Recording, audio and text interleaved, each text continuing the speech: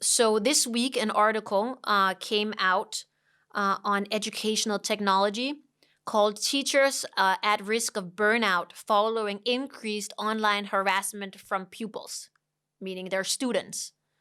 A report set to be published later this month shows that exposure to online harm is having a damaging effect on teachers' mental health and well-being. So it's a study from the United Kingdom, and it shows that teachers are at risk of burnout, um, especially after COVID-19, because of the behavior their students are having towards them. So the UK has monitored a help hotline, a phone hotline, over 12 months. And it's a hotline that was set up for sort of child caregivers in the broadest sense. So it's teachers, it's police, it's people working in health that can call in and get help with issues that they're having related to their relations with children, or if they're just working in the sphere of children. And it states that over those 12 months, 67% of the 844 unique cases that were phoned in were by teachers specifically. Wow. And it states that they call in about confidential advice on issues such as cyberbullying, gaming, grooming, sexting, inappropriate internet conduct, digital privacy, and reputation management. But what was actually the most surprising to me is that that the stories are not. I would expected them to be teachers phoning in, trying to get advice about how do I help a student who is suffering from revenge porn, for example. But that's not the case. They're calling in because they are being harassed themselves by their students. Wow. And I think that sort of ties back to like technology has evolved so fast, and there's so many new ways of interaction that we don't necessarily have ways of governing, like at a school. So, for example, I helped release something called CanopyLAB back in July, which is a learning platform just for teachers by teachers that deals with some of these unique problems that teachers are facing. Like, again, like what are actually the copyright rules when all of a sudden I'm streaming and I want to show a movie to my students while online.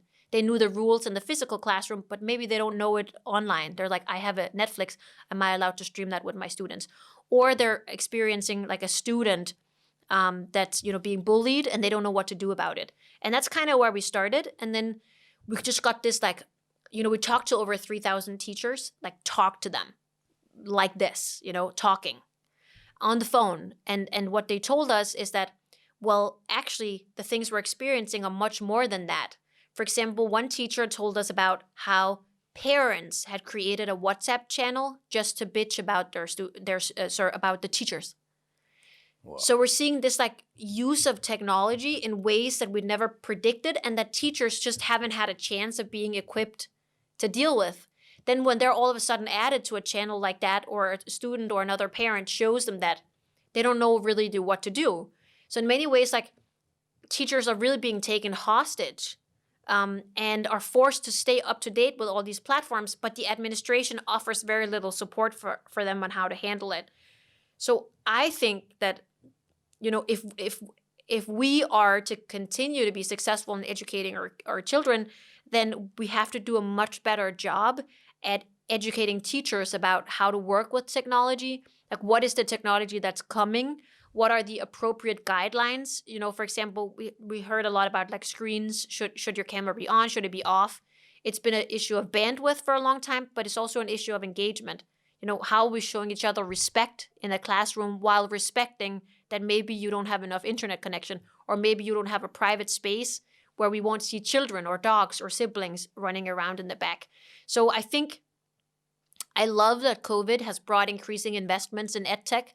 I love that we're finally seeing EdTech begin to live up to some of the potential, but there's just massive side effects that we need to be majorly aware of in this space. Yeah, and none of these people have been taught how to react when something happens in the digital classroom. It's like creating a teacher in school without letting them know how to act and react in the classroom. Exactly. It's like the primary function of teachers for a long time was like their pedagogical ability to help students. Basically, in plain English, to help them learn shit. But maybe now they're more facilitating people learning shit on their own. And they're facilitating all those things around. So teachers have been consulted and helped for years. I'm not saying necessarily enough, but they've been given some tools to talk about bullying in the classroom, about techniques to split up groupings, put together groups for different kinds of joint assignments. So they've been taught to be aware of some of the dynamics. And sometimes as educators, we still fail. But when it's there and it's physical, we have some training in trying to make sure that people are learning, that they're safe, that they're respecting each other. But now that it moves online, there's so much that's hidden from an educator as well. And how much is their responsibility? How much is it my responsibility if my student is being bullied on Facebook? That's not, Facebook is not a realm within the responsibility or the control of the school. So if it's not on a school-sanctioned group, what ability do I have to do something about it?